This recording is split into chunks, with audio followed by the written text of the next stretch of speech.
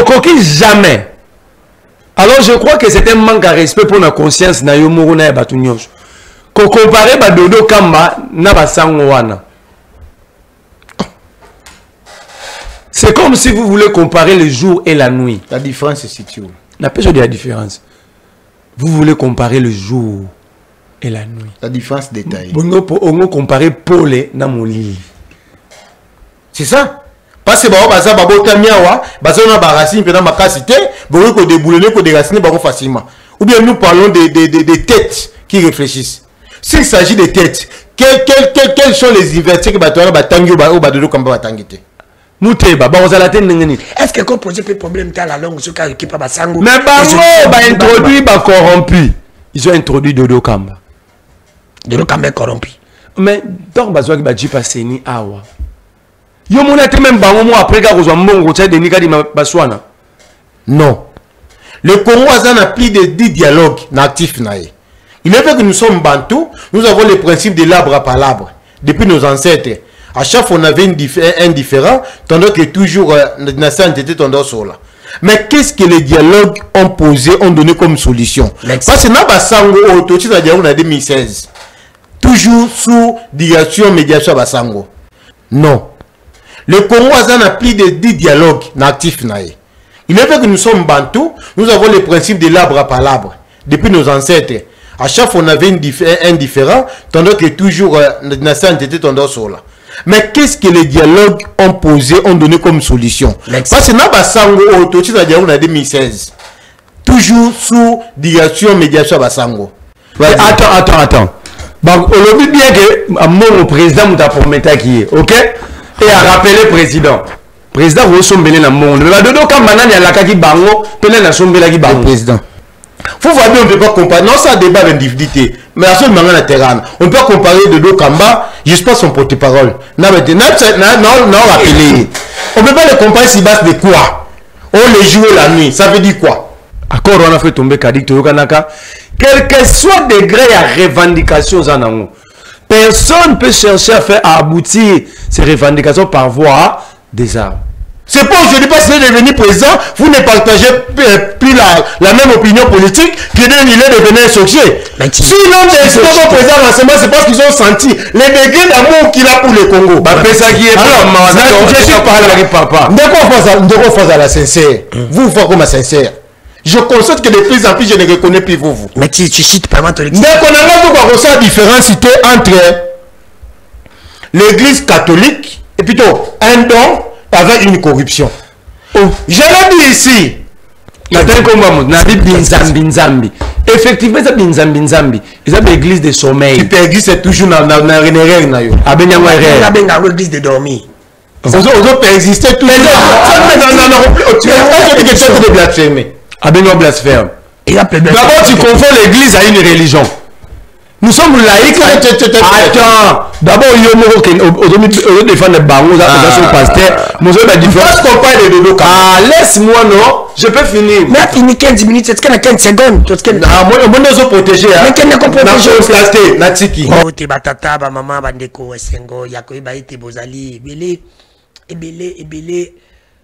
Dans le salon de partout pendant que l'anda émission cette émission sera présentée par moi, votre humble serviteur de Kodanu qui est fou la seule et l'unique journaliste congolais Oyunzambi alanda kanaba anjina indi to bandi émission ya mokola lelo Nzambi na ba anjina iba tiki misala bazali ko sala ba fandi balanda mwana na bango oya ila ka bango information ya République Mukatili Congo mboka ya Fatibeton mboka ya mwana ya papa Kisekedi mboka oyo batu babande ko kanisa ke mokolo IDPS à cause de pouvoir Congo Kobonga. C'est la réalité. Nani a lobby. Des Kodanu qui fout la lobby. Bongo des alaka. Merci. Nabande ko nyonso oyo bazali na banda ko na bangundi na zako ibisa na lobby mama kanga rishu kende ko benga papa ibisa ndeko Kodanu ya bandi.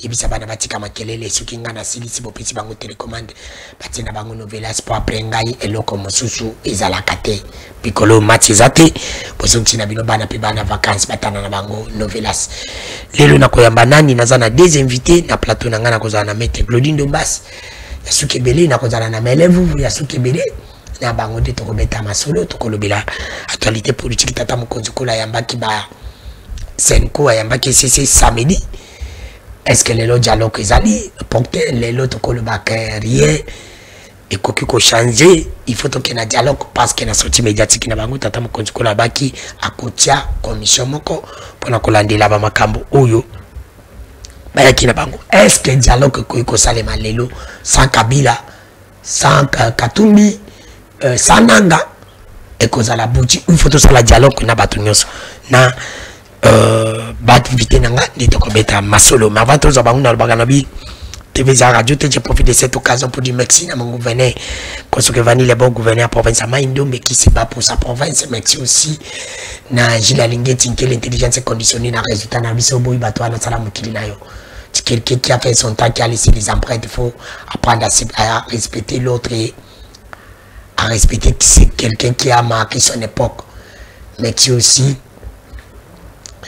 na, je crois, lui aussi, ministre du tourisme, et mon amour a dit de Pambia, je vais quand même dire un mot pour le Cambo Italie, ministre du tourisme, qu'on n'a pas dit de Pambia. Là, je l'ai dit à haute voix, qu'il n'a pas eu de détournement, ni dans le ministère du tourisme, ni dans le ministère du sport. Le ministère du sport, il n'a pas eu bon respect qui procédure nango ilongo na trésor public et qui tina Monaco net peu le procès à Milan. Beaucoup de gens bazako le baba lobino ils ont compétence ya ministre ya tourisme telo. Pourtant moi en tant que journaliste, j'ai eu les informations sur que le cas qui n'a conseil des ministres, conseil à Milan le cas qui n'a conseil des ministres validé. Ba ministre bazali concerné. Na dossier on a 3 ministres. Ministre ya tourisme, ministre ya sport, na ministre ya communication Patrick Mouyaya. Parce que elle bakoya na tourisme, bakoya touriste awa ministre du tourisme azali nakati ezali na sport oui parce que ça contenu sport ministre du sport azali et ministre ya communication parce que faut le canal média mouya pas azali concerné et ni na ministère du sport ni na ministère du tourisme détournement ezali no ba contrat et les cas qui na contrat des ministres qui bel et bien respecté là il faut le dire à haute voix. Et tout ce qui te dit visibilité, mais les gens n'ont senga visibilité wana pe il faut contacter na équipe na biso bazali représenter neti Mazembe neti Vita basanga bala oh nyonso bakobeta ba coupe ba Ligue des champions africaine il faut bala ta visite RDC et kozala malamu mingi bateka pe image ya mboka na biso là au moins na makamba sport ezala makamba ndeko dali ke fula c'est la NT ezala makamba football awa na tikali net na kolobango parce que tulingi ke football na biso kende liboso et toza kosenga biso eza ministre ya tourisme eza ministre ya sport biso to ko voler ba contrat na bino après 3 ans soki to moni babiloko yete soki to moni bo respecter te wala de biso to ko ya là il faut dire wana biso to ko ya. Mais pour le moment, tu peux dire bénéfice des doutes. Bon, on a baillé bakangwa. Ce qui n'a pas d'intérêt en beaucoup que les causes en anglais ma bête. Mais si aussi n'a papa Léon, mon papa d'identification, vous faites très bien votre travail. Et encore, il y a un problème qui se passe dans l'Assemblée provinciale à Kinshasa.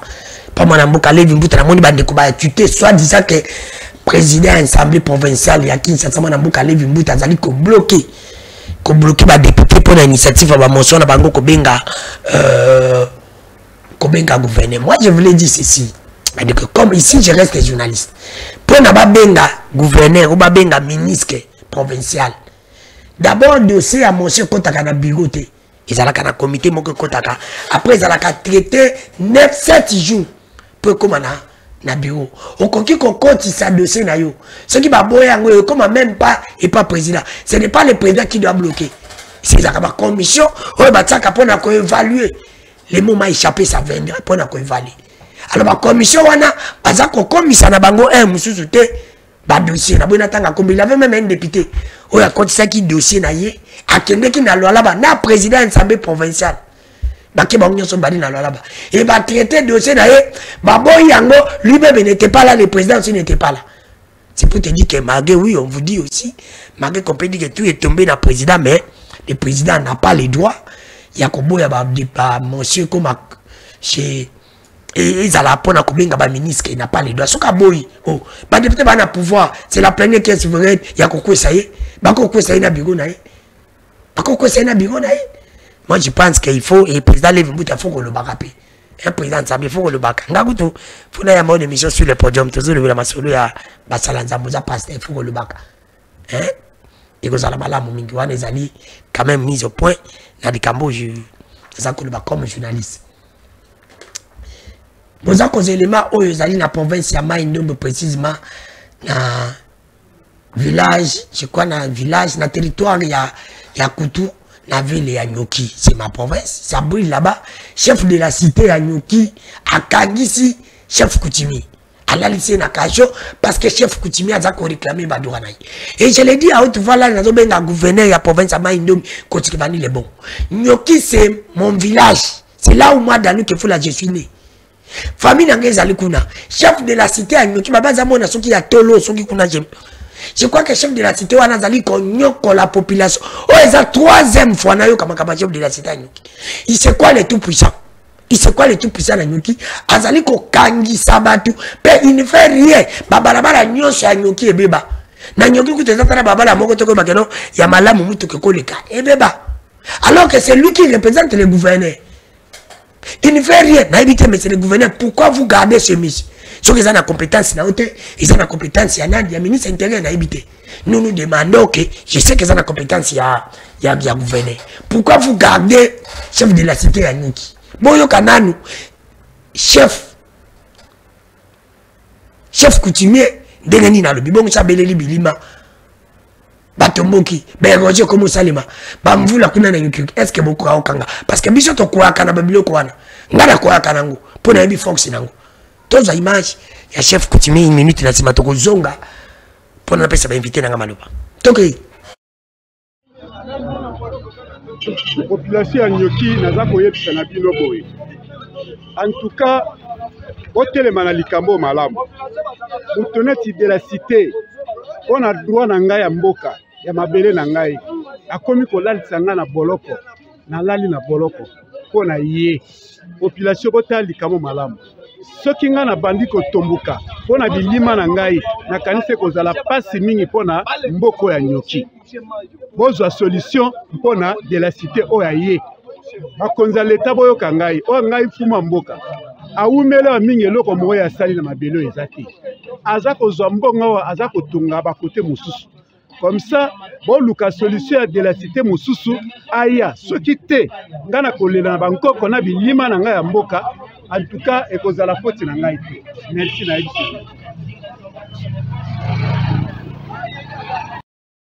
Si nous demandons à notre gouverneur de la province de Maïndombe Kosoke Vani le bon de faire quelque chose vraiment dans Nyoki, insécurité, dans Nyoki Banzele, chef de la cité à Nyoki, non, je crois que dans major, mon copain Zaka, dans cette ville à Nyoki, cité à Nyoki, Azali vraiment contre des ordres. Nyoki. Vraiment, il faut faire quelque chose. Moi, je vais vous montrer. Mbote ndeko danu Kefoula, mbote na ndeko to kablane plateau, mbote na bakongo man nyonso. Moi, je commence par vous. Tata Mkonjiko la yambi ba sango, ayambi seniko yambi FCC, ECC, par rapport à rapport à Baou, mais le Bamaki a appelé yo posa ko attaquer mingi matin fayu il faut le dire.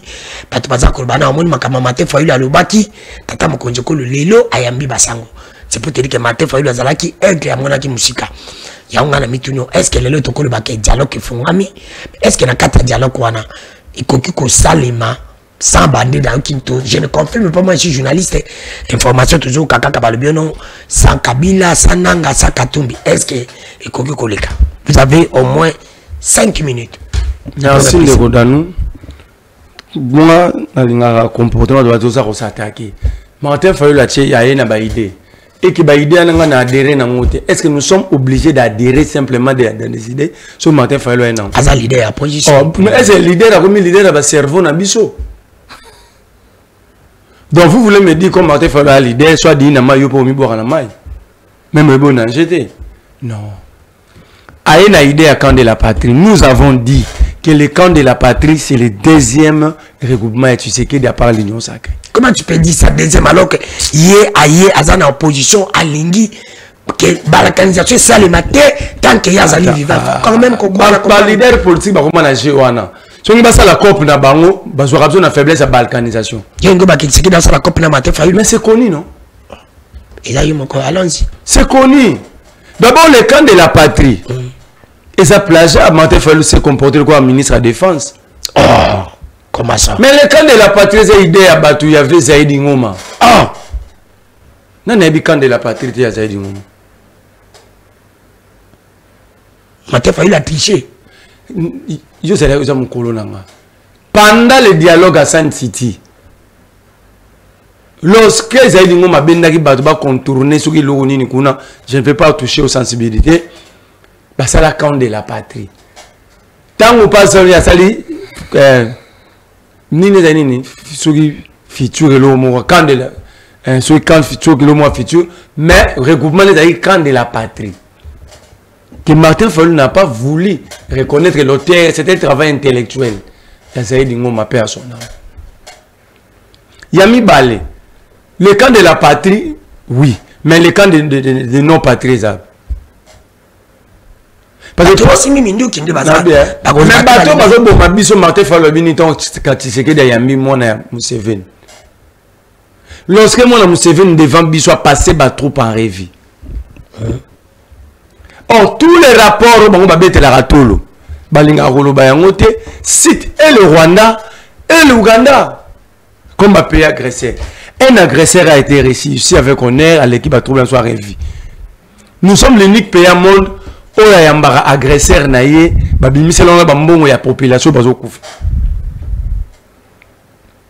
Nous sommes l'unique pays au monde. Qu'on me dise quel est ce rapport qui n'a pas cité l'Ouganda comme pays agresseur. Tous les rapports, plus de source que le Rwanda nous attaque, n'a pas rapport aux Nations Unies.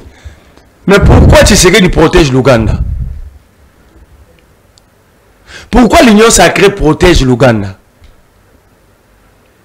Alors que Bunaga ne serait pas qu'ils appellent frontière na Rwanda, frontière na Ouganda. Pourquoi Bomitou n'a raté de paix l'Union sacrée, y compris Moutou comme évangéliste d'une religion morte, Jean-Pierre Bemba? Comment ça? Il a évangélisé ici pour quelle cause? Quel est l'avenir que nous avons récupéré? Tu as des problèmes personnels avec moi. Je n'ai pas de problèmes personnels, j'ai des problèmes avec tous les menteurs de la République. Même menteur. Il est menteur. À Kosini. À cause de Kabila Mobondo. Après 2 semaines, Bakolo Mobondo Babimi, n'a pas officier supérieur armé. Ben Bazong a soutenu le Bama Moite. Azong n'a top Congo, pourquoi il n'a pas dit Kabila Mobondo? C'était ça la chanson, non? C'était ça la chanson partout dans le drum. Partout que Nena Kangara Bato Kangara Bata Mobondo. Balobi Kabila ne Mobondo. Banda Mukolo Mobondo à sa fiche. N'a pas officier supérieur armé. Ben Balobasu Kabila Mobondo. Est-ce que ça m'a vérité ou lokuta? Ça m'a lokuta. Élément est moi. Donc, moi je suis contre. On ne soutient pas la rébellion. On ne soutient pas Kabila. Ça dit. Bisous le binde boui. Tout est la vérité. Tout est la vérité. Soit nous aussi qualifié n'ango qualifié au rebelle au dani.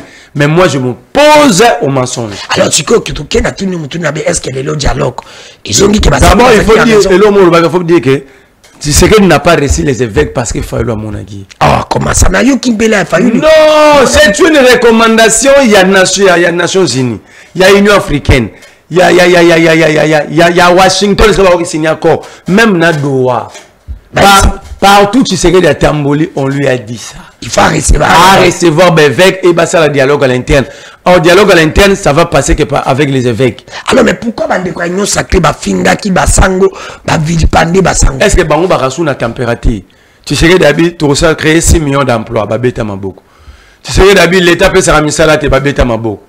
Tu sais que d'habitude, Kagame, c'est mon frère, ami, partenaire fiable, Kagame agresseur, Kagame nendoki, Kagame nendoki. Bango bazaso, tu sais que nous colorons la bilamba na balabal. Bango barolong la bilamba. Ils ne réfléchissent sur rien. Tu sais que c'est le dire le père pour eux. Même Nenga Vanaso, tu sais que les papas n'ont pas rondima.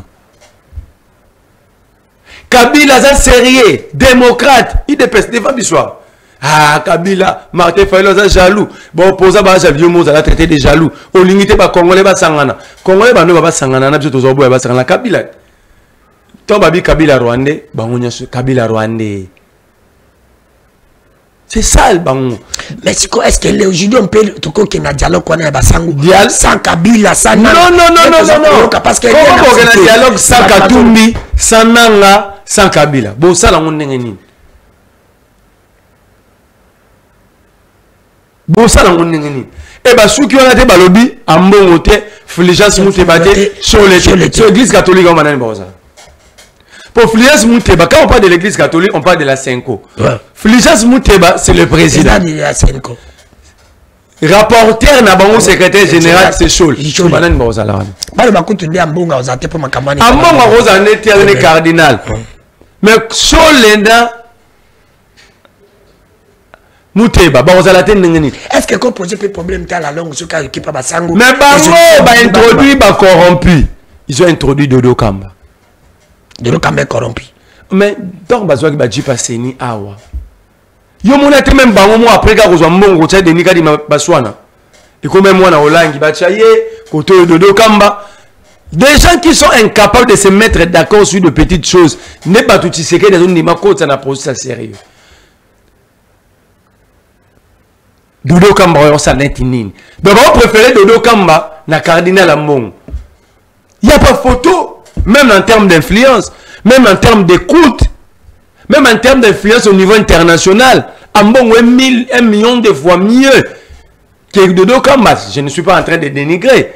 Mais j'ai dit des choses mais c'est pour te dire que il faut bande kanyo ça qui ba basenga basango basenga église catholique pardon ba fongola nzela biso nyonso photo kende kaka les évêques de l'église catholique et le pasteur de l'ECC basali musala oyo aucun garde de l'union sacrée quel que soit ses diplômes en gros ça même tu sais que dans la cahier des charges au basango ba na monter à point. Parce que la preuve, tu sais que de lui-même chercher son carnet chez Kagame. Wana Kagame azaki ndokité. Kulu tulanga idanu ke fula, le dialogue des évêques est comme impératif. Ben évêque na cahier des charges na bango, na synthèse basali, bazui donne géopolitique et géostratégique mondiale parce qu'ils ont consulté Washington, Doha, Bruxelles, Paris, Union européenne, Allemagne, Berlin. Ils ont consulté toutes les puissances. Ils ont consulté au niveau africain, l'Union africaine, la SADC, l'EAC. Ils ont consulté les présidents de pays africains, même dans le Grand Lac. Ça dit, basé sur compréhension globale, il y a problème. Comment faire pour l'objet de solution en Rwanda que Congo Brazza take bisodi? Comment faire ce Congo Brazza de solutionner que les Angola c'est moi botula so mabé na Kaemba na Bandundoa? Comment faire pour mettre fin à tout ça? C'est ça l'idée des évêques. Avoir une solution pour que pareilles choses soient à sous-souter. Comme tu sais que c'est lui le problème. Comme Mamboto vivre, c'est lui, il refuse. C'est une manière de refuser. Tant que vous voulez encore quoi? Mais c'est pour te dire que tout le peuple congolais qui est ça la dialogue sans Kabila, sans Katumbi, sans Nanga, c'est impossible.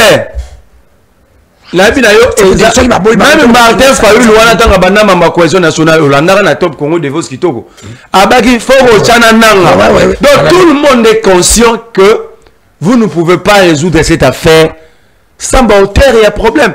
Parce que la crise ici, il ne faut pas se voir face. Ce n'est pas une crise au Baotambolo. Malgré la crise au Congo, la crise est belle. Mais la principale, c'est la crise sécuritaire.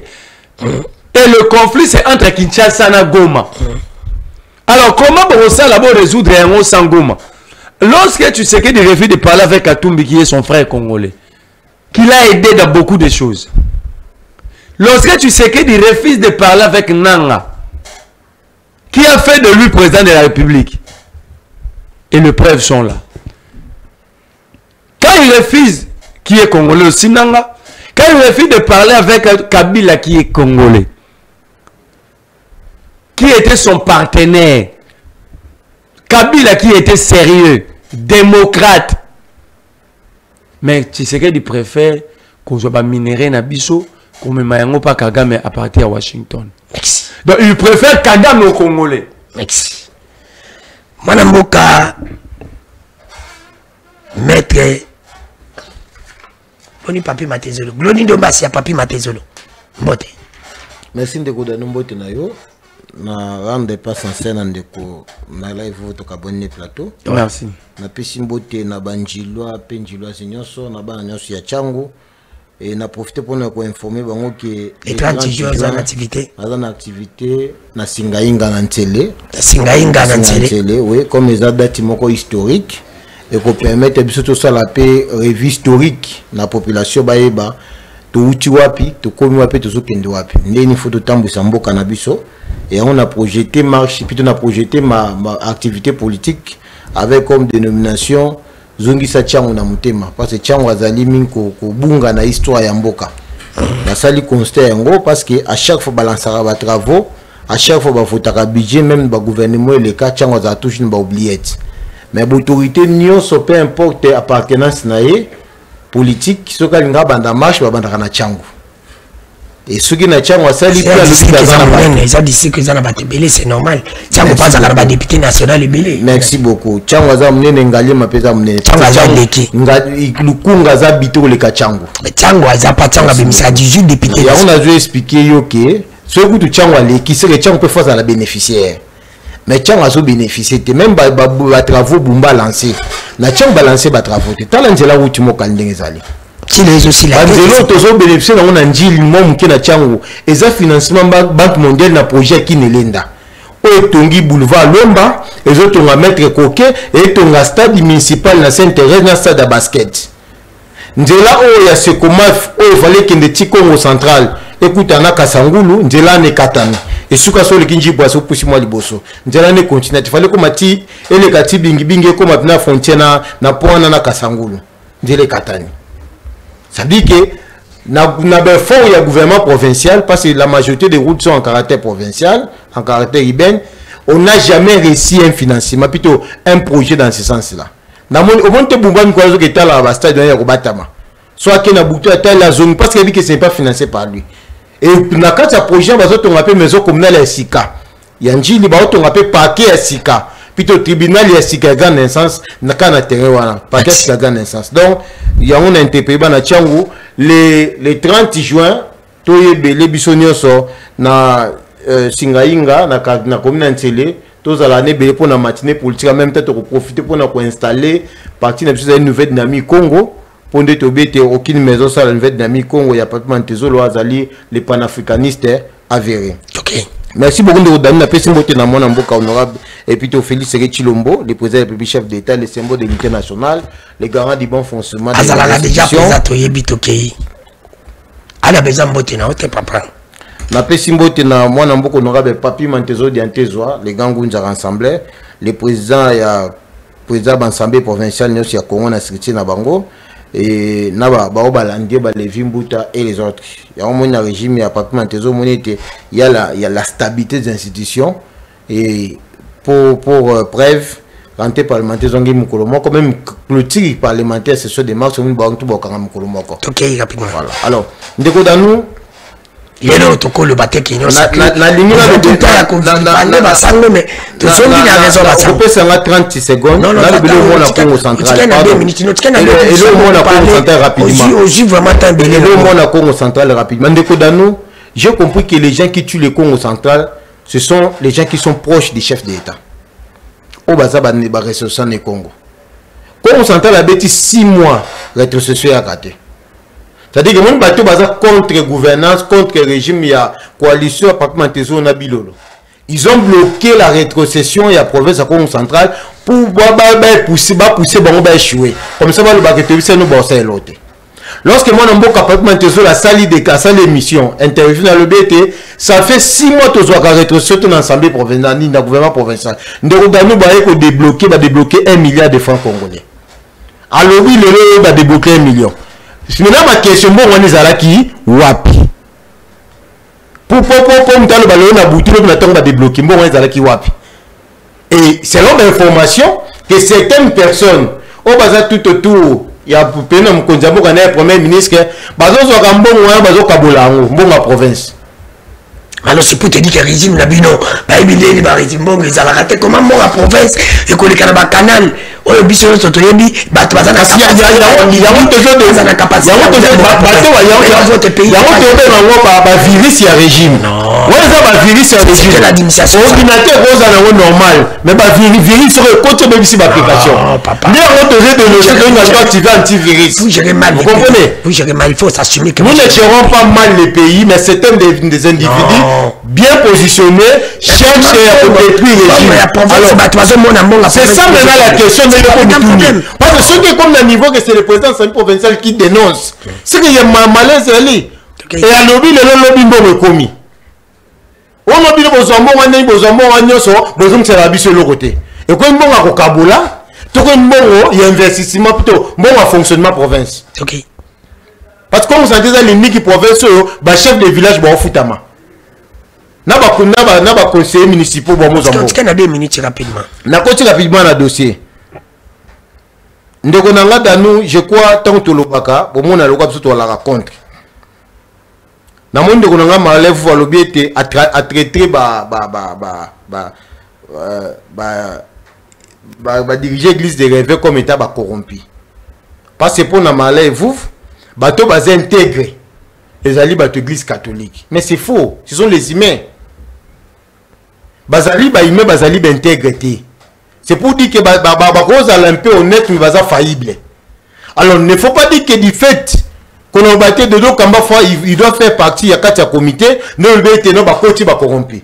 Vous ne devez pas oublier que notre constitution a consacré le laïcisme. Nous sommes un pays laïque. Oui, mais toi on a plusieurs religions. Toi on a christianisme, toi-même Babouda Baliawa, Batamalikari Bali, toi on a l'église des Noirs, toi on a musulmans, toi on belé. Mais Moussala ou quand même église catholique nécessaire Basali.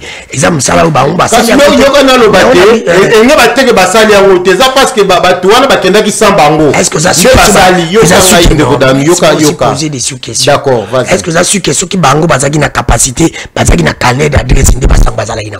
Parce que les lèvres toujours le dialogue ko ndimami ou ko ndimama. Mais batu baboya ki basango bino la candidature de Boblama et l'intégrité. Parce que candidature est l'église catholique est na racine à racine à Rome. Ba on ba comme ma belle fête banoma bango ati banoma bango na Rome. Bango c'est une organisation mondiale depuis longtemps. Peut-être ba candidature parce qu'ils sont nommés à Rome, même ceux bokangi bango Rome ko senga ba libérer bango parce que le Vatican c'est un état et puis c'est une nation mais qui n'est pas état. C'est ça. Parce que baza babota miawa bazona baracine pendant ma capacité beaucoup ko déboulonner ko déraciner bango facilement ou bien nous parlons des têtes qui réfléchissent. S'il s'agit de têtes quels sont les universités que batona batangi ou badodo comme batangité ba capacité moteur munisipo wana yom to géologie. Alors donc dans le monde que la nyoso mele vous a pris tout son temps pour nous parler ici des rimes parce qu'après qu'on coûte un chef de l'état na ba église catholique na SCC na landi déclaration il y a mon seigneur Cholet et puis il y a porte-parole il y a SCC ba lobi na yo kité na kacha mo bete chef d'état sengi ba ngi kabila kozalate nanga kozalate katumba ozalate mais le n'a pas ni pas yoka ni pas obi lobi bete Cholet kozalate ambonga kozalate Frigence mute ba ozalate yoka na yoka votre mot que na ba rimer alors moi je ne peux pas yoka malembe tu ko sale ma dialogue sans kabila yoka ngana lo bana yo to ko ça débattre si les rimer nana lobi nana yoki pena na bimisi parce que na biso no to na plateau mutapande pas na réunion azate biso to landi déclaration puis votre basa déclaration ta gouvernement va faire déclaration encore moins na cabinet chef d'état. Les gens qui ont parlé, ce sont l'église catholique, la coalition catholique SCC. Bon, on est pas lobby. Mais nulle part on a entendu une telle chose. Bon, bloc de l'outuab. Et ça va rimer. Ah, c'est ça que le chana bango va créer en gros. Quand il y a l'opposition. Bango va créer on a bango. Parce que nous avons habité l'outuab. Qui a dit ça? Information de bimoab. Bah, plus bien, qui a dit ça même en termes de déclaration? Ça peut se faire aussi. Vous comprenez? Alors, Yoka. Tant que tout ça, sans Cholet. C'est le photo bandela. Élection à 5 ans, alors que c'est une nation gouvernementale. C'est une organisation privée. C'est-à-dire que ça va rimer. Et puis comment est-ce que le chef d'État pouvait dire ça devant Cholet aussi? Que lui, il a raté, il a là. Non.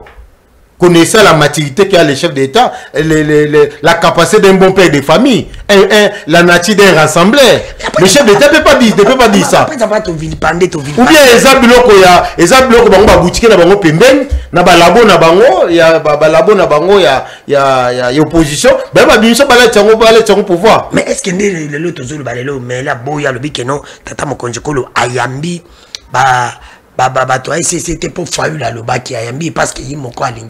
Est-ce que lelo tokolo ba kenyoso bato babando ba situ batanyosa ke bande ko vilipande basango aussi tomber lui il faut bosser nga basango. Non, les gens n'ont pas tout le monde n'a pas vilipandé Faïlo. Non, tout le monde n'a pas vilipandé la démarche SCC. Parce que moi comme intellectuel, je sais qu'avant que les chefs d'État en bango. Copé sa gote, au moins ils ont réussi les chefs, ils ont été réussis par les chefs d'État et ils sont partis. Les lobes ont eu ça le rapport par chef d'État. Le rapport était déjà déposé. C'était une question que va expliquer en gros. Et le chef d'État a donné également ses conditions. Vous comprenez? Alors, dire que Kofinga bat l'église catholique, peut-être certaines personnes l'ont fait. Moi, dans ma nature, je suis aussi chrétien. Mais c'est une église catholique. Mais c'est une église de réveil. Mais évangile, il y a Jésus où tu as une église catholique. Vous comprenez? Même en termes d'éducation spirituelle, je ne peux pas les faire. Je peux avoir un avis contraire, mais je ne peux pas les insulter. Merci. Vous comprenez? Dès que les acquis démarchent à ma baie, moi en tant que politicien et intellectuel, tant qu'ils étaient restés au préalable par le chef d'État, je ne peux pas dire que c'était une mauvaise démarche. Mais plutôt peut-être le moment où c'est un moment de tension. Kagame était comme un diable qu'on ne veut pas rencontrer à ce stade-là. Peut-être c'est ce que les gens ont interprété. Et nous nous sommes posé beaucoup de questions. Comment ils ont fait pour nous compter en Goma alors que Goma est sous occupation il y a 23. C'était des questions qui étaient également sans réponse. Comment Bayami Bango même qui n'a pas tout ça. Parce qu'il y a un peu de système questionnement dans Kabila. Est-ce que Kabila n'est pas complice il y a 23? C'est pourquoi nous confirmons que nous affirmons que Kabila est complice il y a 23. Non, Bitu Keita va compter parce que les organisations internationales. Yoka na malembe Yoka na nous comparer Bitu Keita. Bitu Keita Zali a représenté les Nations Unies. Comme numéro 1 à MONUSCO des Nations Unies, Bitu Keita c'est normal parce que la mission maintien de la paix. Non. Basango oyo basango bauti romte. Basango na biswawa.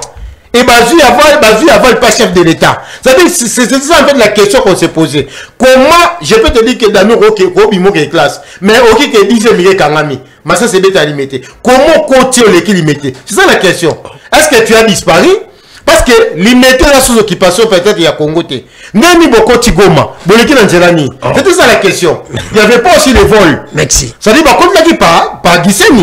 Pour que Giseni faut les Kanawanda. Merci. Alors, j'ai chité, pardon. Non, j'ai chité. Yono Tuninga Basu question. On a qui peut Basu question belé. Ah, mais non, j'ai chité, peut ça en 30 secondes.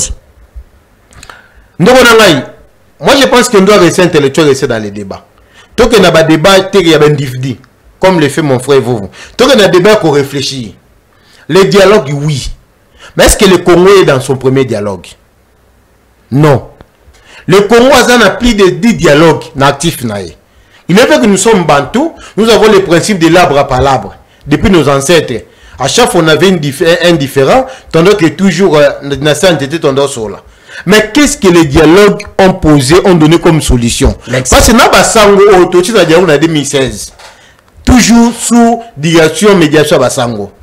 Mais il n'y a pas plus longtemps, sur 6 ans, même 4 ans après, sur 5 ans après, crise continue toujours. Merci, on a deuxième parole. Même à le Bolobi, au Kosong, on a deuxième parole pour deuxième prise à parole pour Yaoundé Moutoudana. Mon amour, vous. Hollandi, mon amour, Glodine Dombas, il a évoqué quelque chose. Oui, on va dialoguer. Je dis dialogue, Zali, c'est là dialogue Fongami. Avec quel résultat? Tu dialogues. Mais il n'y a pas tenu pas question. Albi Basango, les kaki. Pour Bakotana, Goma Bukavu. Les kaki na Kissé, na Rwanda, c'est là où ça brille. Il y a un peu mais il faut que le bakébe, homme, l'église de réveil, Bazamayele. Classe, vous avez 5 minutes pour le cadre. Maintenant, je te donne 7 minutes parce qu'elle lui en a fait beaucoup. Allons-y rapidement. Merci Nderodano pour la deuxième prise de parole. Mais l'individu va gérer un borat. Ce que bon balinga to le bela rabanan. Dans les chocs d'idées, j'ai la Non, non, tu sais qu'elle n'est pas l'individu. Tu sais les institutions. Non, il agit. Aujourd'hui, on ne peut pas compter chef de l'État comme état. C'est pas le but pour l'État, ça dit ma benga qui n'a fait un niveau comme institution pour le bazar pe mutu. C'est pas le but na comme mutu, au tebo le baté comme mutu comme institution. Bon, non mais le barané na forme ni web sabiso. Mais na contexte institution qui n'a rien. Institution qui n'a fait. Quand on devient chef d'État, on n'a pas de vie privée. Et on quitte d'être individu, on devient une institution. Une institution, c'est une personne morale. On a 30 ans de institution qui n'a fait. Quelque chose moi. Alors, ton lobby n'est comme institution, bon lobby t'es azapé mutu. Ton lobby n'est comme mutu, ou t'es à institution. Tu sais qu'il dit lui-même ne vit pas comme une institution. Il vit comme ça. Il m'a mis ça la route. Dans la limite, tu sais rendu déjà compte qu'il est le président. Ah, comment? J'ai une limite. Parce que au regard, sur la salle chronologie, même il y a des discours. Beaucoup de discours tenus par Tshisekedi ne peuvent pas être tenus par un chef de l'État. Par exemple, en répondant à Maman Marie. Tout ça sérieux, digne. Une institution qui répond à une citoyenne. Vas-y.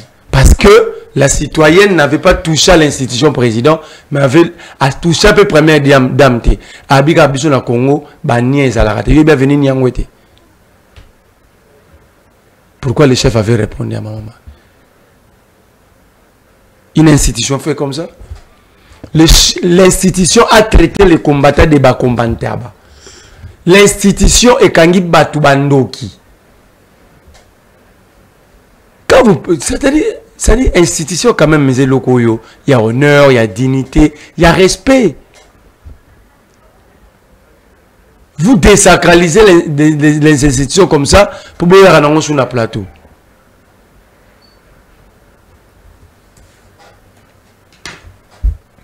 Allons-y. Donc, moi je crois que au regard il y a chronologie nyonso et institution est quoi ça raté. Ou à l'université Mbandaka. Tout chaque chronologie a à l'institution nous avons le combien de fois. Vous avez déviation.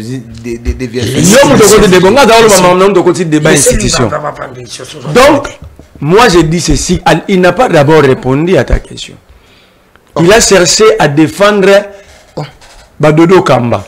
Mais même dans Zoloba, et ça m'a en 2023. S'il vous plaît. Peut-être qu'on aura été noté. Débat sur la mise en place des animateurs de la CENI. Voilà. Dodo Kamba n'a pas nié que Bazoua Mitouka, c'est de la corruption. Bazoua Mitouka, comme qui, état de qui et pourquoi, pour quel but? Et qui les a corrompus? Mais Dodo Kamba est vivant. On était dans un état sérieux, on devait les interpeller. Comme nous sommes dans un état voyou, les Kabongo, ils avaient un Kabouya à la carrière député qui va dire pendant que Boto la yango. Sois tranquille. Pour tout le monde, banane ba corrompre banto, bakanga bangote pourquoi? Ba interpeller bangote pourquoi? On a peu exemple il y a Kabouya na ba dire ba député. La corruption devant nous. Quelqu'un l'a défendu. On est à l'union sacrée, mutakanga mate ba dire zonga. Au coquille jamais. Alors je crois que c'est un manque à respect pour la conscience na yo moro na batu nyonso. Ko comparer ba Dodo Kamba na ba sango wana. C'est comme si vous voulez comparer le jour et la nuit. La différence est située. La personne de la différence. Vous voulez comparer le jour et la nuit. La différence détaillée. On comparer Paul na molili. Batu ba uto za la corrompu na mituka devant biso. Lisolo na zolo ba na plateau ronier yango. Mais so to kangika caméra a to telemino guna ondima yango. Oh. Vous comprenez? Donc tout le monde sait. Ceux qui ont habité, mais les Congolais sont conscients. Que Batu wana pour battre Denis Kadima, ils étaient corrompus. Et c'était des notoriétés publiques. Toujours dialogue. Ça va porter quoi? Basango wana zomona. Babandi ko vede mboko leloté. Yo peut-être message na ba régime na pouvoir. nous qui avons pris l'habitude de combattre pour la liberté et le droit des Congolais, nous rencontrons peut-être l'histoire. L'opposition après la mort de Tshisekedi, l'opposition était par terre. Félix Tshisekedi dans monde a acheté présent rassemblement, a benga ba marche zo kima. Bon tout na yemu ko la kenda ka dit ça bébé zamu ko fait tout ça, la lobby non fait tout ça en marche. Okende mati. A sali sana point de presse. Mukeba est vivant, Abraham Lorabo en vivant. Que lobby nga moko liboso ba donso na sima. Tozongi ndako na Mukeba. Wala Mukeba zo va na venir ba sans couche na lingwa. Total na ba photo na ba réseaux sociaux ba publier. Tu sais que déjà dans avion. La zo benga ba namba si mais était que leader du groupe Akimi nae. Azui na avion akei na Addis Abeba. Malchance ne ba kutana Genève Inagozi à l'époque député FCC. Mukeba est vivant. Mukeba a benga Abraham Lorabo. Okasi ndumba na Inagozi. C'est cette église qui a aidé avec le mouvement citoyen à rétablir le rapport de force face à Kabila. C'est l'église que vous insultez aujourd'hui. Si tu sais qu'il est là, s'il y a eu alternance, s'il y a eu élection en 2018, il n'y a que deux organes à féliciter, l'église catholique et le mouvement citoyen. Les opposants étaient même dans l'incapacité à remettre un meeting Yamoukié. Jusqu'à ce que tu sais qu'il est allé trahir, arrêter sa signature. Alors maintenant, dialogue. Donc, Lelo s'est craché sur l'assiette au Bolela qui lobby et je comprends que le pouvoir vous a rendu ingrat et ignorant. Kobo Yabasango Lelo. On a expliqué la donnée géostratégie géopolitique. Il y a la crise à Congo. Et les évêques, ils ont pris les corps, ils ont tourné. Les communautés internationales. Les évêques ont rencontré cette communauté internationale. Les évêques ont rencontré les voisins. L'Union africaine et les évêques ont rencontré les gestionnaires de l'Union africaine. SADC, les évêques ont rencontré. Bato la crise, parce que les est grave. Alors, l'émission pas Jean-Pierre Kaïmendegono que même dans un grand hôtel bakuta Tshisekedi du président mbonge uti na l'électeur congolais batini on passe général mon officier moi armé ba repesa James Kabarebe ah na Pullman et les amis taliban émission ezali c'est grave sous Tshisekedi Eliezer Tambouela dit tout le monde t'a interpellé était pour batou na question ni na ba service parce qu'il est du régime. Imaginez que c'est là que soit dit par moi ou par Danou déjà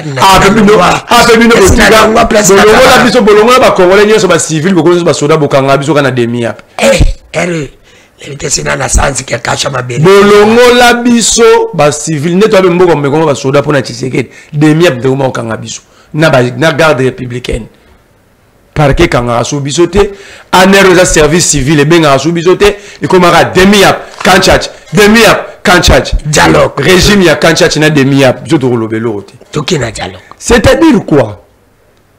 Donc tu sais qu'il fait partie du problème. Je peux même aller mais tu sais qu'il ne fait pas partie du problème mais c'est tu sais qu'il dit le problème.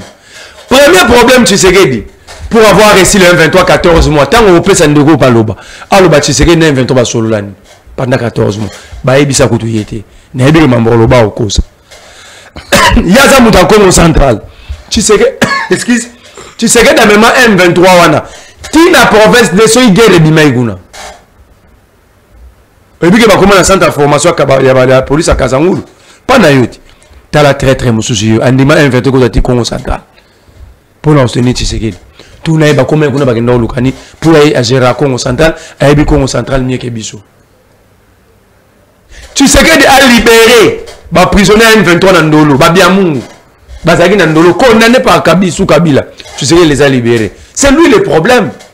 Alors on lui amène la solution. Tout n'a pas de solution ni bien non. Quelle est la solution de l'autre à la place? Bon, bunda bolinité. Bon, sur la moto pour n'abattre sur la bon, sur bolinini. Mais est-ce que le dialogue a une finalité? Mais laissez pas finalité à dialogue, moi je crois, je n'ai pas lu le cahier des charges. Finalité pour nous à la partage à pouvoir. La finalité, c'est d'aider la République à avoir un cahier de charges et puis de voir comment réformer les lois pour qu'à la prochaine fois, et renforcer le mécanisme des sanctions pour qu'à la prochaine fois, il y a un détournement, pas prise d'armes. Parce qu'en réalité, le dialogue à Sainte City est échoué. Pour la Sainte City, Toyo Kanaka, accord on a fait tomber Kadik Toyo Kanaka, quel que soit le degré de revendication, personne ne peut chercher à aboutir ces revendications par voie des armes. C'était le socle même de l'eau à Sainte City. Alors, au regard de la situation actuelle, c'est-à-dire ce projet de Sainte City de l'eau est couffé, la conclusion est couffée parce que la plus grande résolution est violée. Alors, nous devons nous asseoir, voir qu'est-ce que nous devons mettre en place et empêcher à ce que cela soit encore violé. Alors, il faut que tout le monde soit là. Il faut que tout le monde soit là. Quand on a c'est que des gens qui Kabila pour Kabila rebimisser la vérité. Mais est-ce que ceux qui disent que d'abord Kabila, ceux qui par exemple disent que je ne confirme pas, ceux qui ont par exemple Katumbi, ceux qui ont Nanga, est-ce que dialogue que ça les a fort? Et la solution.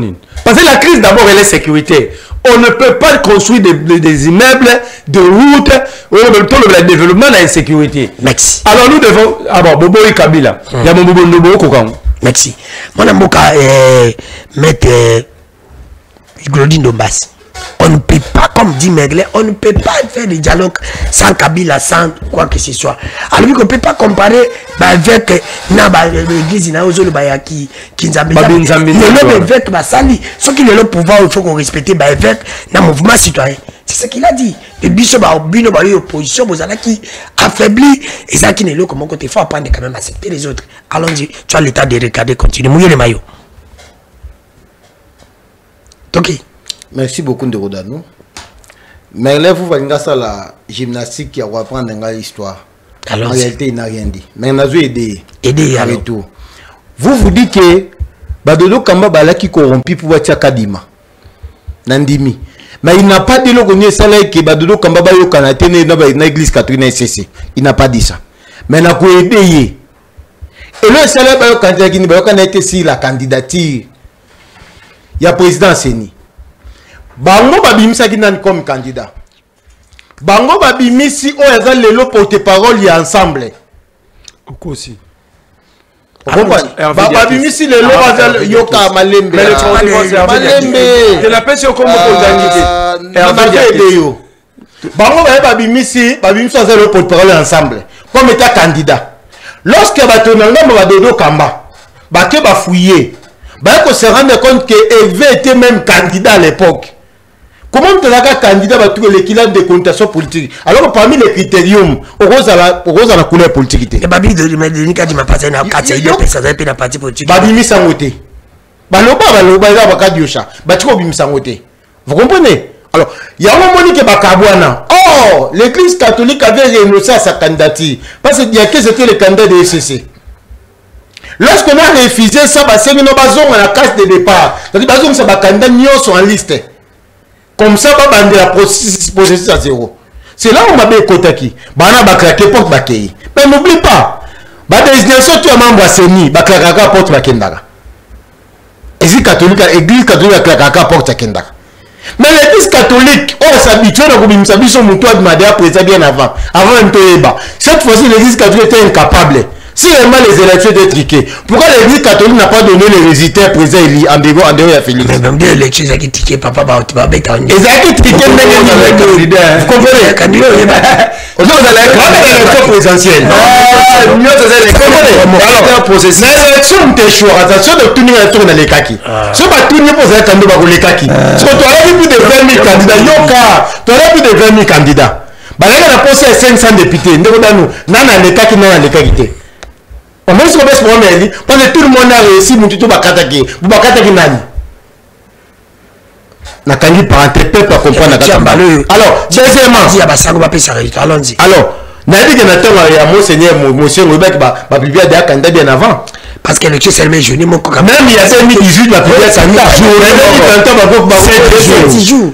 Élection 7 jours, élection journée mon c'était on dit récupération de personnes. La loi pas de récupération ça. Alors, Tokei. Allons-y. Un législateur, tout juste, ce n'est pas législateur. Nous interprétons la loi. Mais oui, mais une œuvre qui la loi est déjà là. On ne parle pas d'être législateur, la loi est là. Naquet rapidement.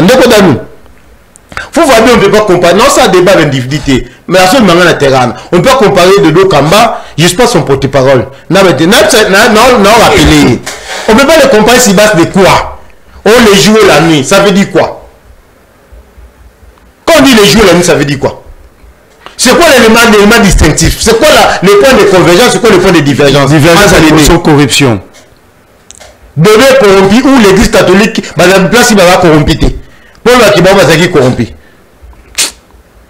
Si quelqu'un dit que nous avons réussi les jeeps, mais être donné les jeeps, c'est le moyen de transport. Lorsqu'un bon a réclamé un martyr, que le chef de cœur a quand un jeep n'a pas été, vous n'avez pas corruption? Non, mais quand on te fait une promesse, où est le problème? Alors, on a quand un jeep au P100. Alors, on a martyr. Maintenant, on a P100 un jeep, on a dit corruption. Est-ce que nous, on a pensé de la corruption? On n'en a pas parlé.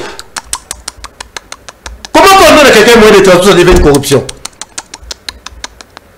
Parce qu'il y avait certaines difficultés via le transport. Il faut que tu les protéges pas, c'est un moment crucial. Il faut les protéger. Mais là, il faut aussi un dialogue avec tout le monde. Alors, Ndeko Danou. Mais alors, il dit que Mabé à Félix. Moi, je comprends. Il est vrai que Félix à Mabé. Mabé à Félix, c'est pour Félix à Lingui Congo. Ah. Il y a un Mabé à Félix. Il n'y a pas de problème. Mabé à Félix, pour Félix, à réinsertion et intégration. Mabé à Félix, c'est pas un brassage. Mabé à Félix. Vous assurez ça le matin. Mabé à Félix, qu'est-ce que j'ai dit dehors? Mabé à Félix, c'est Félix. Aboyi te makila congolais tanga. Mabé à Félix. Mabé à Félix, c'est Félix. Aboyi ko trahi mboka. Mabé à Félix. Mabé à Félix, c'est Félix. Aboyi ko continuer ko futa ka Rwanda mbongo zanga mtuna makolo. Mabé à Félix. Mabé à Félix, c'est ça parce que Félix, aboyi l'intérêt rwandais a toujours sauvegardé. Aligné que intérêt avantage à mboka zonga la congolais. Mabé à Félix. Mabé à Félix pour Félix aligné que Congo est dirigé par Rwandais. Mabé à Félix. Chité. Mabé à Félix pour Félix aligné état de Dieu à l'instaurer. Mabé à Félix. Mabé à Félix aligné pour être impénitence à la tête. Mabé à Félix. Effectivement, il a raison. Félix a Mabé. Chité. Félix a Mabé. Au niveau l'ingénieur Congo a Mabé. Chité. Mais Kolinga. Alors, Yoka. Dans le temps, ça débat. Toute une question. Ce qu'on débattait à Ngezaye. Ami Kolinga, alors, Misala. Le rôle de l'ingénieur Congo de manière exagérée. À comme Mabé. Je n'ai pas dit que on va l'ingénieur Congo. Parce que tous, moi, je crois qu'on est Congolais. Alors, tu as une minute. Vous comprenez? Tous, on est Congolais. Alors, nous avons toute une question. Malais, vous monia wa badiner, à zoko bati. Autounier question, relais question, autounier. Autounier, vous. Dialogue pour quelle finalité? À répondre, on a dit que non, on a tant cahier de charges été à 5 ans. L'église catholique n'a SCC. Dans une situation, dans un moment, on a balikolo. Maintenant, comment on a adhéré, mais l'on a dit ni makoni moto. Donc, vous pas combiner le roi, mon pépé, toquez à gauche, ma mienne à gauche. Toquez à droite, ma mienne à droite. Il ne réfléchit plus. Pour la foi, il lui dit qu'il réfléchit. Mais pour la magambo, c'est quoi, il ne réfléchit plus. À quel caca, n'a pas après. Mex. Il a d'abord se donner pas après. Non, on a chité. Après, la raison, c'est que l'accord est cité quoi. Mais l'accord est cité quoi, c'est parce que, si mandoki. À quoi est-ce que c'était quoi les jours où tu as adopté la Constitution? C'est le 12 décembre 2005. Le jour qu'on a adopté la Constitution, la Constitution 2006. C'est ce jour-là qu'accord est cité quoi. Parce que cet accord a été amélioré pour que comme la Constitution. Soumettre un référendum. Biso peuple congolais, ton dimi à votre voter. Parce que c'est une fonction de constitution originaire. Merci. Accord, on est quoi partir jouer là. Maintenant, il y a un merci. accession à pouvoir, ils ont un pouvoir démocratique. Et pour éviter que, parce que la raison c'était quoi? Que le chef d'État s'éteigne au pouvoir. Pour ne plus qu'on vive en histoire, où tu as un mandat de 5 ans, renouvelable une seule fois. Et par voie de système direct. Merci. Il nous reste 4 minutes. Vraiment, besoin une minute. Pour attendre conclure, et je vais conclure l'émission. Mon Mboka élève Hollandi de conclure de base, elle est encore à Saint-Sissi et c'est quoi qui depuis là. Vous avez une minute, regardez vraiment l'émission civile. Non, ça la simple. De Gonanga Ndombasi apparemment, nous n'avons pas souvenir de perdre même Saint-Esprit. Comment tu peux dire que bateau, c'est bon, jeep la droit ni. Saint-Esprit. PC Bamba Jeep na droit nini. C'était budgétisé où? et vous avez une poche ya nani à sachant que badji pas sika badji pour minene wana déjà moi vous avez papa 80 000 120 000 après même mandat vous avez des ça va député badji yambongo on peut dire que le président de la kaki maintenant la kaki ba donner comme attends bon on le dit bien que mon président nous a promis qui est OK et a rappelé le président vous sombele na monde mais ba dodo comme manani la kaki bango pele na sombela ki bango président bango ba lobaki président mais yo lobi bango batangene bango ba lobaki ba pesi bango ba otanga mutu te une vidéo ezali mais yo lukeli bango mutu Polo zalaki donc yo poza na kuko ba corrompu wana mais ya mbongo o ya rappeler kutu mutu alaka kiye ne yo bengengo corruption c'est la malhonnêteté. Tu peux pas être à l'aise de défendre ces pasteurs de Binzambi des églises de sommeil. Tu peux d'abord retirer ça. Non, retirer. Nous sommes dans un pays laïque. Si réellement tu es partisan de ces pactes sociaux que vous et nous avons signé, tu ne peux pas dire que dans un état laïque. Comment tu peux qualifier la religion de Binzambi? En quoi c'est Binzambi? Non, pas devant moi. Il ne peut pas dire ça. Lui, il est dans quelle religion? Non, qui te dit, moi je suis chrétien. C'est pourquoi je refuse qu'on traite ma religion de Binzambi. On critique la chrétien. Oh, est-ce moi j'ai dit que ce sont des faux pasteurs? Mais laisse. Ou j'ai dit que dans un côté, il y a voix au bazar de moi. C'est moi qui s'il vous plaît, mêlez-vous, vous toquez. Effectivement, c'est Binzambi. Ils ont l'église de sommeil. Tu peux église, c'est toujours dans l'église de dormir. On peut exister tout le temps. Tu es blasphémé. Blasphème. D'abord, tu confonds l'église à une religion. Nous sommes laïcs. Attends. D'abord, il défend les barons, pasteur. Laisse-moi, non. Je peux finir. Mais fini 15 minutes, c'est 15 secondes. Moi, je suis protégé. Mais quel n'est pas protégé? Il faut savoir établir la différence entre l'église et la religion. Tous, ils sont chrétiens, mais Missous Bazan a l'église de Binzambi, l'église de sommeil. Et c'est une vérité indéniable, les Congolais le savent. Voilà, les bossus amis balé. Ce que l'église catholique apporte dans ces pays, ces églises à rameaux, les Binzambi ne peuvent pas apporter ça. Le fardeau de tout un peuple, le combat de tout un peuple, l'église, l'église abusivement des boutiques, des ligablos, donc ici, le dialogue, c'est un impératif. Merci. On ne peut pas contourner, on ne peut pas s'en passer du dialogue, cher ami. Merci. Mais comment nous préférons son Kagame, un criminel sanguinaire, vous signez même accord, vous avez minéré na biso. Merci. Na Washington, merci beaucoup. Na Washington, merci beaucoup. Et puis le bel mois bien attendre nga zwaki ba tisike dalinga mboka tikanzamba bakoko akomisa vino pe na bolingo tiseke dalingela mboka enlèvement tournement de détournement na bomoni na yo kidnapping ne kidnapping pour yo c'est tiseke qui a été kidnapper les gens. Pour na yo c'est président. Pour na yo tangi constitution yo tangi balobi tikambo vina yo désormais etambola etambola ndenge na kondima vina ngetambola ndenge limboka wala Jésus te ndenge ezo ndemo etambola ndenge ezala mabulu okola banzela Kinshasa bonzela Kinshasa c'est Tshisekedi mais tika na vous nzela ko ina yo je te protège. Allons-y, une minute. Comme Azam Mutuna, yo nga exposé nga. Omoni. Ya ça va. Allons-y. Allons-y, on vous avocat ngai. Allons-y rapidement une minute. On va conclure la scène dans ça. Rapidement une minute. Rapidement na une minute na ngai. Alors bien ko moko na stakina échappé ngai. O Tshisekedi akima ba match. Mais c'est faux. Oui, match moi akima. C'est faux. Tout là ça du vent de défendre. Non. Là tu n'étais pas là. J'étais dans le moi j'étais pas il faut que na rien partir je pense référence à C'est pas parce qu'il a reçu une urgence, il a reçu une urgence qui n'a pas eu de mention à poser ce que tu as fait, Joseph.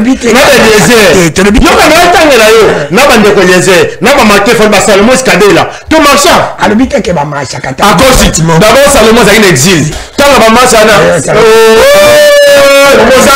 exil avec tout le monde.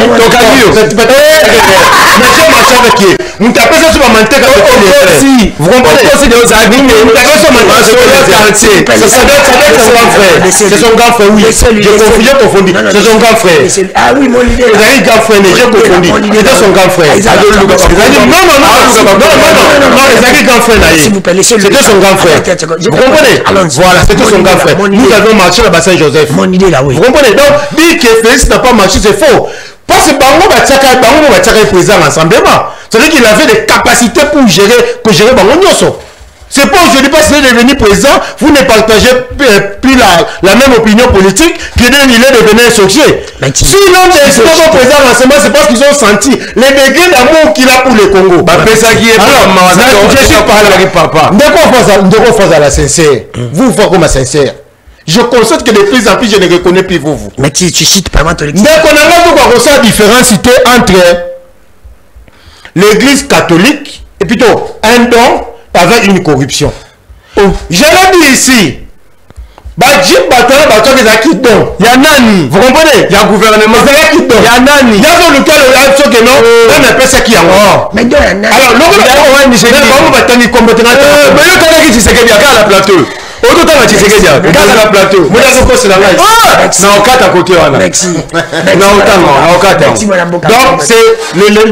je confirme ici. Ma belle Tshisekedi, na relobi on pena Tshisekedi a muté maman bé. Pas lingi Congo makasi. C'est quand il a dit Congo té.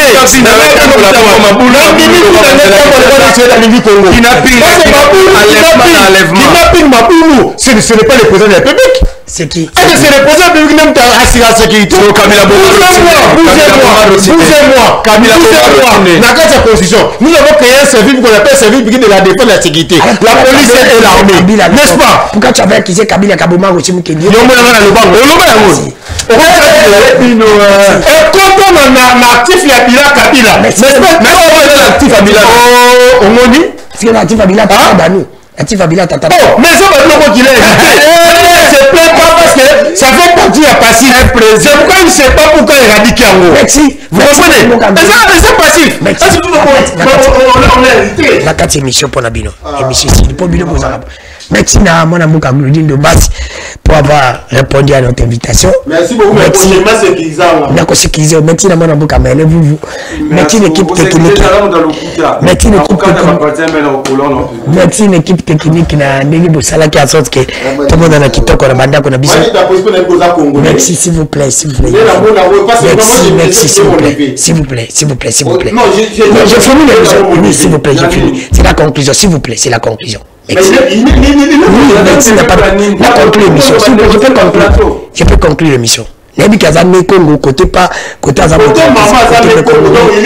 je sais. Côté papa Azam est la province orientale, c'est village je connais. Merci. Nous sommes des dématins. Merci, lui il n'y a pas de problème. Merci, il n'y a pas de confiance par la émission. Je voulais quand même finir cette émission. Rapidement, moi j'ai aimé personnellement. Là, ça n'engage que moi, les journalistes peuvent commenter.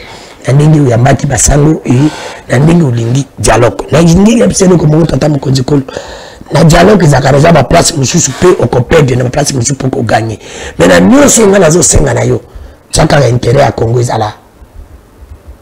Pine intérêt à Congo ezala liboso. Aujourd'hui déjà tant ambassadeur ngolo comme président. Après président za na poste mususu te yo kokiko okipi. Après président aujourd'hui en retraite. Ce qui te demande Tobi Kabila za nyonso Congo pesa nyonso. Oui, effectivement, Congo Pesa Nyonso. Il y a peu Congo Pesa Nyonso. Ce n'est pas seulement Kabila 7. Il y a Kabila Congo Pesa Nyonso. Mais ça va quand même na bolingo. Il y a beaucoup de Pesa Nyonso. Oh, beaucoup de là, oh, bozali. Batu nyonso basala kabalika na TV blablabla balinga yebi tuba comme président. Mais bino boju chance. Pour pesi nzambe le côté, nzamba sala bino ngolo. Bo batela quand même Congo wana. Moi za na bolingo que après bino Congo za coexister. Et que ça la malamu mingi. Moi za la tête après bino Congo si la terre. Yango maintenant bateau à Congo za sous Kabila te comme yo nous tozana bateau et bandini ni ya comme ma dialogue wana pour paix kota et kolinga mutako sa tata mokonjikolo dialogue koki ko sali matelelo sa Kabila sa Katumbi sa Nanga sa Fayulu sa batunyoso tout le monde est important sangisa bana nyonso neti tata moko mama bo moko kolinga teke mutasala kio mabe limbisa e kozala malamu mingi na tienge mutuna oyo Montréal kata place oyo mutuna oyo e komila ngai Fiston Saisai na yoka ki na début ya mandat ya Kisekedi Fiston Saisai ya lobaki ke ba président nyonso baleka na mboka oyo Mobutu toyebaka tata na ite Kabila le père toyebaka mama na ina tata na ite Kabila mwana toyebaka tata na ite lelo nzamba sali biso ngolu tozu président oyo toyebi tata na ina mama na ye Kisekedi soki asali mabe tokofunda ye pa tata na ina mama na ye pe teli pa safanda kala nimete botu milanga Fiston Saisai ti lelo ata mabe moko te ya moni ya président Kisekedi pa kende kofunda ye pa mama mat est-ce que mabe ya Kisekedi monolite kuwa mai nzela Muni des aliments c'est dans malam pour Fiston Saisai yake ndo kufinga ako kende kufinga tataki ndo kotile mbote est-ce que makamba kufinga Kisekedi pa mama mat exact boko misanga mutuna yo pa Fiston Saisai yangu na lubi tala kwanga totikela bateke lipa totikela ngba Mauritanie Saisai salaka comédie politique tikango ba politicien po ngana za kozela okende kufunda tata mokonjikolo réponse est-ce que lo ka kufunda iza to izate oli bisabiso bye à la prochaine.